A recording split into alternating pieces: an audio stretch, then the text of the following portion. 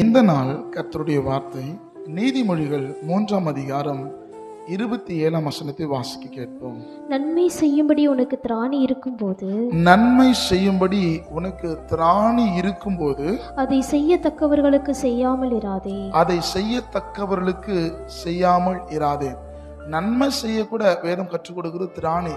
இன்னைக்கு நிறைய பேருக்கு திராணி இல்லாத நேரத்தில் தான் நன்மை செய்யணும்னு நினைக்கிறாங்க. ஆனால் வேதம் கற்றுக் கொடுக்கிறது நன்மை செய்ய திராணி இருக்கும்போது நீ நன்மை செய்ய பழக்கிக் கொள்வீர்கள் என்று சொன்னால் நிச்சயமாக அதற்கான பலனை உங்கள் முதிர் வயதில் நீங்கள் பார்க்க முடியும். இரண்டாவது ஒரு காரியம் கற்றுக் கொடுக்கிறது, செய்யத்தக்கவர்களுக்கு தான் அந்த நன்மை செய்யணும். ஏனென்று சொன்னால் யாருக்கு இந்த நன்மை செய்தால் அது ஆசீர்வாதமாக இருக்கும் என்பதை நிச்சயமாக கர்த்தர் உங்களுக்கு உணர்த்துவார். அதனால் யாருக்கு செய்யணும் உங்களுக்குள் ஆண்டவர் பேசுகிறாரோ அவர்கள் செய்யுங்க. நிச்சயமாக கர்த்தர் உங்களை ஆசீர்வதிப்பார். ஆமென்.